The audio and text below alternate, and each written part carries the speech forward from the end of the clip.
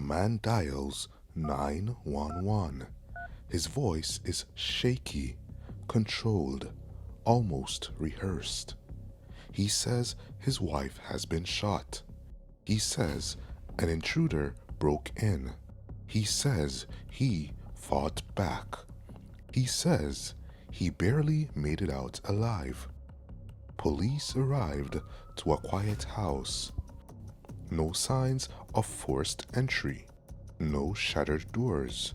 No broken windows. Just a woman on the floor. And a story that almost works. If this were the 1990s, the case might have ended right here. A tragic home invasion. Another unsolved file. But this murder didn't happen in the past. It happened in the age of data. Because while the man was talking to police, something else was talking too. Not a neighbor, not a camera, not a witness hiding in the dark. It was his wife's wrist. A small device built to count steps, built to track sleep, built to help people live longer. Instead, it recorded the final moments of a life. Her wearable didn't hear the gunshot. It didn't see the killer, but it remembered something no one could explain. Movement, timing, a body that was very much alive, when it shouldn't have been. This is the story of the lie that almost worked, and the data that quietly tore it apart. Richard the Bait wasn't some drifter. He wasn't hiding in the shadows. He was a regular guy, suburban, married, stable. And when police arrived at his home in Ellington, Connecticut, nothing looked staged at first glance. No signs of forced entry, no broken doors, no smashed windows, just his wife, Connie the Bait, lying dead on the floor of their basement gym. Shot once. Richard told police the story calmly. A masked man broke in, tied him up in the basement, waited for Connie to come home, shot her, then fled. He said he tried to fight back but couldn't stop it. It sounded horrible, but not impossible. And for a moment, investigators believed him. Then something small began to bother them. There was no forced entry, no sign of a struggle consistent with his version, and the timeline didn't sit right. But timelines lie all the time. People misremember. Trauma distorts memory. So detectives looked for something that didn't forget. That's when they pulled data from Connie's Fitbit. The Fitbit showed something no one expected. According to Richard, Connie was killed almost immediately after coming home. But her Fitbit told a different story. She didn't collapse when she walked in. She moved. A lot. Over 1,200 steps. After the moment Richard said she was dead. Not frantic movement, not a struggle, normal walking. The kind you do when you're alive and unaware that anything is wrong. That single detail cracked the case open. Because if Connie was walking around when the murder didn't happen, when Richard said it did, which meant one thing, he was lying. Investigators dug deeper. They matched the Fitbit timeline with security footage, phone records, and vehicle data. Every new layer told the same story. The Fitbit didn't accuse him. It didn't speculate, it just existed. And it refused to match his version of events. Eventually, the truth surfaced. Richard had been having an affair. He had recently increased Connie's life insurance. The break-in never happened. The home invasion was a script. The Fitbit was the witness he didn't know he had. In 2022, Richard DeBate was convicted of murder. This wasn't just another true crime story. It was the moment investigators realized something unsettling. You don't need cameras in every room anymore. Your body is already keeping receipts. Richard's story depended on one thing: timing. According to him, Connie came home and within minutes she was dead, shot, collapsed, gone. If that timeline held, the case stayed murky. But the Fitbit didn't agree. When investigators reconstructed the data, they saw something impossible. After the moment Richard said Connie was killed, her Fitbit logged 1,217 steps. Not all at once, not erratic, not frantic, just movement. Room to room, up and down, normal household walking. This wasn't someone running for their life. This was someone alive, unaware, and going about their routine. Then came the heart rate data. If Connie had been attacked when Richard claimed, her heart should have shown it. A spike, a sudden surge, something, anything, signaling panic or trauma. But there was none. Her heart activity stayed calm during the exact window Richard described as the attack. No shock response, no violent interruption, just a steady rhythm. At this point, the case changed shape because wearable data doesn't guess. It doesn't care about motive. It doesn't care about stories. It doesn't care who's lying. It only answers one question: what was happening right then? And what was happening was clear.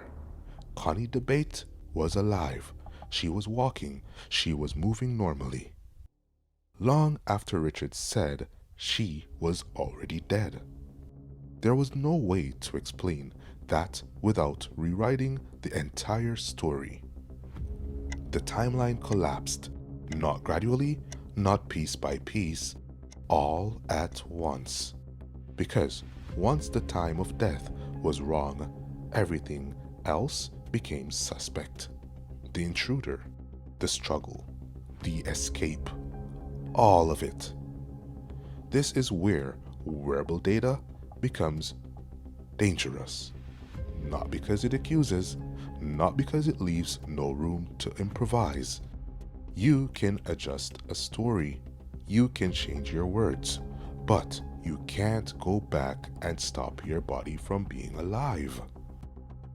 When police sat Richard DeBate down again, they didn't accuse him.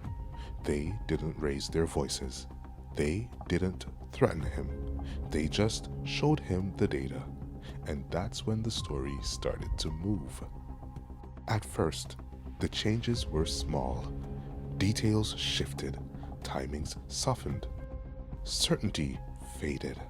The intruder's story stayed, but it lost confidence. Because the Fitbit didn't care how many times he repeated it. It still showed Connie walking, alive. After the moment, he said she was dead. As investigators dug deeper, the cracks spread fast. They uncovered an affair, a co-worker, a secret relationship running parallel to his marriage. Then came the money. Richard had recently increased Connie's life insurance. Not years before, not casually, recently. Now, the timeline had motive. The home invasion stopped looking random. The lack of forced entry stopped being strange.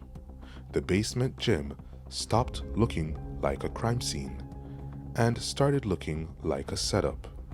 The masked intruder had no name, no trace, no reason to exist, because he never did. And here's the part that matters most. The Fitbit never said Richard Debate is a murderer. It didn't point fingers. It didn't assign guilt. It just told the truth about one thing. Connie Debate was alive when she wasn't supposed to be. And once that truth existed, everything else collapsed around it. In court, prosecutors didn't frame the Fitbit as futuristic tech. They framed it as a witness, one that couldn't be intimidated, one that didn't forget, one that had no reason to lie. In 2022, Richard Debate was convicted of murder. This case didn't just end a marriage, it changed criminal trials, because for the first time, a jury watched consumer technology quietly dismantle a murder narrative, minute by minute, not with opinions, with timestamps. And once that door opened, there was no closing it again. This case wasn't shocking because of how brutal it was. It was shocking because of what the court accepted as truth. Not a confession, not an eyewitness, not a weapon, but data from a fitness tracker. For the first time, a courtroom treated consumer technology as forensic evidence, not as a novelty, not as a gimmick, but as something reliable enough to stand next to blood spatter, timelines, and expert testimony. The court accepted wearable movement data, time-stamped biometric records, information collected passively, without human input. That was new. Until this moment, wearable data lived in a gray zone. Interesting, useful, but not decisive. After this case, that changed, because the data didn't just support the prosecution's theory, it destroyed the defense's timeline. And once a timeline collapses, motive, opportunity, and intent fall into place fast. Law enforcement noticed immediately, not just in the US, worldwide. Investigators started asking a different kind of question. Not who saw what, but what was being worn. Smartwatches, fitness trackers, sleep monitors, devices people forget they're wearing until they need to lie. The implications were unsettling, because wearable data doesn't depend on memory, or honesty, or fear. It doesn't crack under pressure. It just logs reality as it happens, second by second. This case marked a turning point. From that moment on, technology wasn't just helping investigations, it was becoming a silent witness. And unlike human witnesses, it remembers everything. At this point, you might be thinking one thing. If a Fitbit can do this, what about Apple Watch? That's where most videos start lying. So let's be precise. Apple Watch data has been used in criminal investigations regularly, but almost always as supporting evidence. Not the smoking gun, not the centerpiece, not the thing that wins the case on its own. And that difference matters. In real investigations, Apple Watch data is usually used to corroborate timelines, confirm movement or inactivity, support or contradict an alibi. It helps answer narrow questions. Was someone awake? Were they moving? Did their story match their body? And Here's the part people get wrong. There is no widely verified murder conviction, where Apple Watch data alone dismantled a narrative the way Connie debates Fitbit did. Not in the US, not in Europe, not anywhere with court records you can point to. When Apple Watch data appears, it appears alongside phone records, location data, forensic evidence, with witness statements. It fills gaps. It doesn't replace investigation. That doesn't make it weak evidence. It makes it honest evidence. Because the most dangerous evidence isn't the loud kind. It's the kind that confirms or quietly disproves what someone swears is true. And that's why Apple Watch data still matters, not because it convicts on its own, but because it's there, watching, logging, waiting, whether anyone remembers it or not. Here's the part that makes people shift in their seats. Your wearable doesn't know what a crime is. It doesn't understand intent. It doesn't care about context. It doesn't care what you meant to do. It just records. Every day, it logs your heart rate, your motion, your sleep cycles, your stress responses, second by second, hour by hour. Most of it feels harmless until it isn't. Because that data doesn't live only on your wrist. It's stored on your phones, backed up to the clouds, synced across servers. Places courts can access, places you don't think about. And here's the quiet truth. You don't opt in during a crime. You already opted in the day you strapped it on. No warning, no moment of consent, just data accumulating patiently. Your body reacts faster than your brain. Before you speak, before you lie, before you even understand what's happening, your heart rate changes, your movement shifts, your stress spikes or doesn't, and that reaction gets logged. That's the scariest part, because even when you stay silent, your body might not. For decades, we imagined the future of crime solving would be loud. Lie detectors, interrogation rooms, cameras on every corner, surveillance drones in the sky. But that's not what happened. The future turned out to be quiet. It's you, your pulse, your steps, your silence. Not because technology made people more honest, but because it made lying harder. You can rehearse a story, you can control your words, you can stay silent, but your body keeps talking, and it remembers everything.